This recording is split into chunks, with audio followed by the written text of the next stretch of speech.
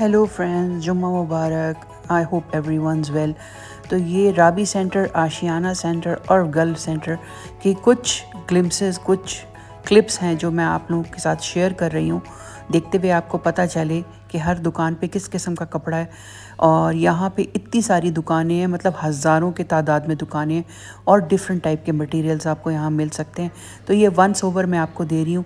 कुछ दुकानों में जाके मैंने डिटेल में वीडियो बनाई, लेकिन कुछ की मैंने बाहर बाहर से ही बनाई क्योंकि ह्यूमनली पॉसिबल नहीं है एक इंसान का इतनी दुकानों में जाना।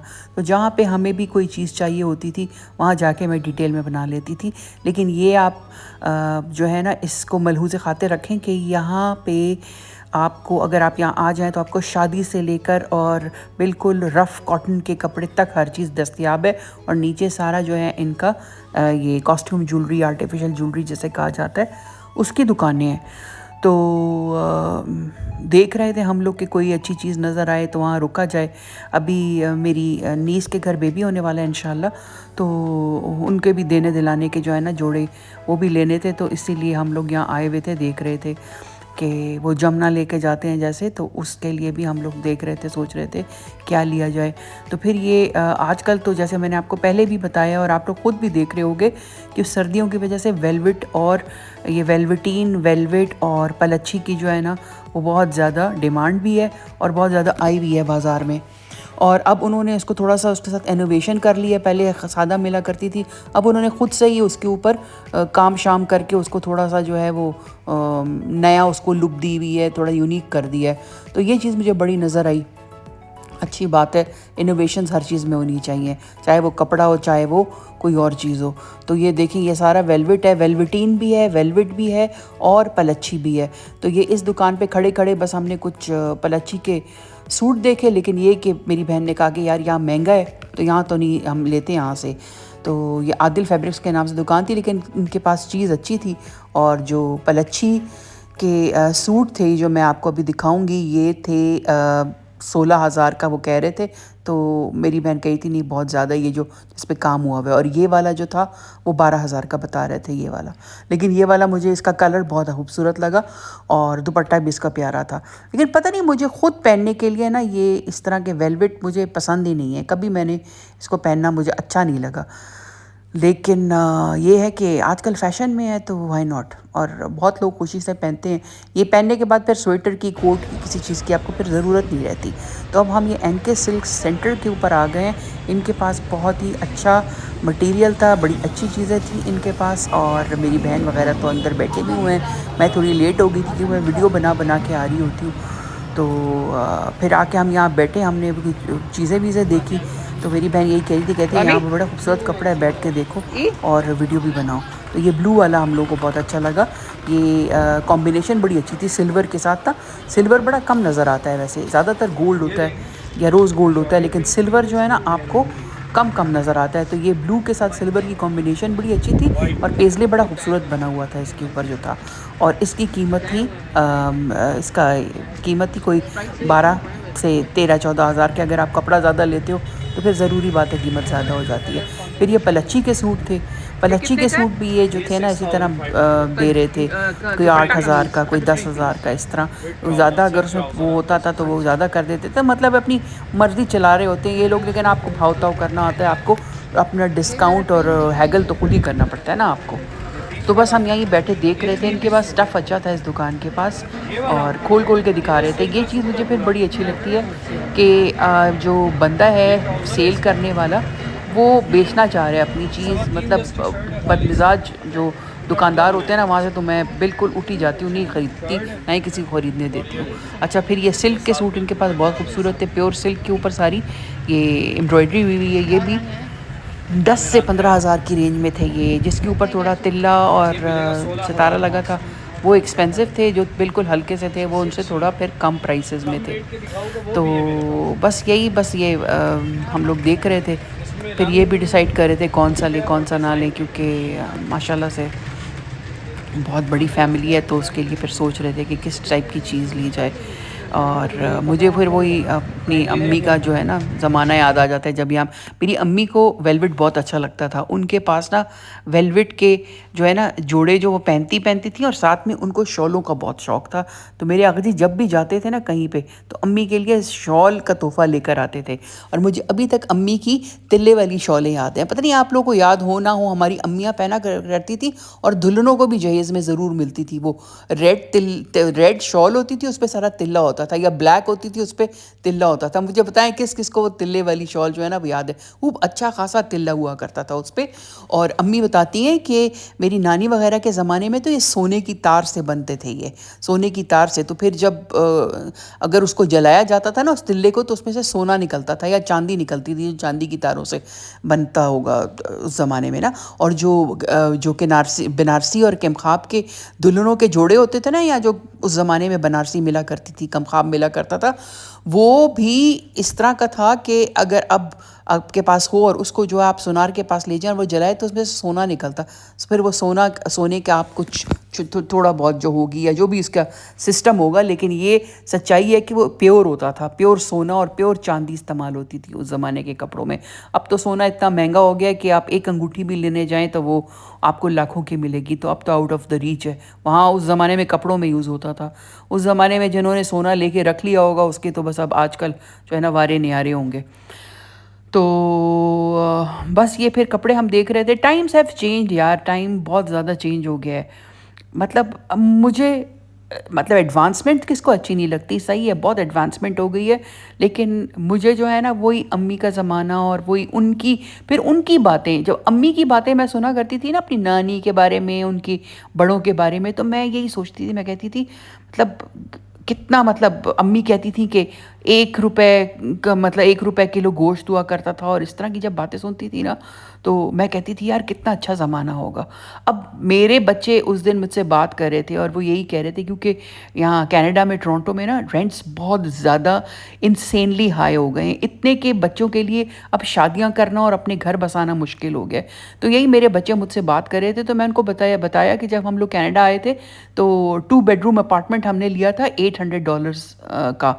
तो वो मेरे बच्चे यही कह रहे थे कि $800 तो कुछ भी नहीं है। $800 का तो आजकल जो स्टूडेंट्स रेंट पे कमरा लेते हैं वो भी आपको मुश्किल से मिलता है, फिर साथ वॉशरूम भी नहीं होता, इतनी महंगाई हो गई। तो मैं यही कह रही थी, ये ट्रांजिशन, मतलब मुझे अम्मी के ज़माने में मुझे नज़र आता था कि यार कितना सस्ता, कितना अच्छा, कि सोना जो था वो 5, पता नहीं 10 रुपए के 25 रुपए वो तोला। और अब ये हमारे बच्चे जो हैं वो हमारे ज़माने को कहते हैं कि यार काश आप उस ज़माने में इन्वेस्टमेंट्स कर ली होती। तो ये ट्रांजिशन हो रहा है, और जैसे जैसे मुझे लगता है आबादी ज़्यादा हो रही है ना, वैसे वैसे ज़िंदगी मुश्किल होती जा रही है, क्योंकि जो ज़राए हैं, जो आपके मीन्स हैं, वो कम होते जा रहे हैं, और जो पॉपुलेशन है वो ज़्यादा होती जा रही है। चलें फिर वापस आते हैं हकीकत की तरफ और कपड़ों की तरफ।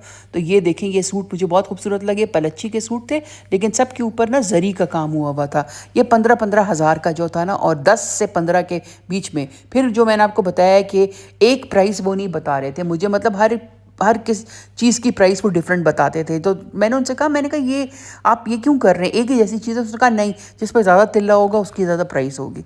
तो इसीलिए मैं माजरत खा हूँ आपसे कि मैं आपको एग्जैक्ट प्राइसेस नहीं बता सकती, लेकिन इतना मैं आपको बता रही हूँ कि 10 से 15 के बीच में था ये इनका जो स्टफ़ था। और ये सिल्वर, ये ग्रे मुझे बहुत अच्छा लगा। आजकल ग्रेज भी मुझे बड़े अट्रैक्ट कर रहे हैं ना। ये थोड़ा ऐसे मतलब डिसेंट सा था, मुझे अच्छा लग रहा था ये वाला। और ये देखें, अब ये वाला जो था उसने बताया कि इसकी कीमत ज़्यादा है। ज़रूरी बात है, इस पर आप देखें कितना तिल्ला हुआ है। नीचे इसका वेलवेट है, शॉल भी इसकी सारी जो है वो काम की थी, काम की भरी हुई। तो यही बात है कि अगर आपके पास टाइम कम है, जैसे मैं हमेशा कहती हूँ, तो आप इन बाज़ारों में आएँ। आपको कोई वो बुटीक्स पे, महंगी बुटीक्स पे जाने की ज़रूरत नहीं। यहाँ से कपड़ा लिया, सिलवाया और मज़े से आपने पहना अपने फंक्शन में। अल्लाह अल्लाह खैर सल्ला। तो ये कलर मुझे बहुत, उनाबी कलर, ये मुझे बहुत अच्छा लगा ये कलर। मेरी अम्मी को ये बहुत अच्छा लगता था ये कलर उनाबी, और उनको पहना हुआ सूट भी करता था बहुत ज़्यादा। बहुत ही उनका जो रंग था ना माशाल्लाह बहुत खूबसूरत था।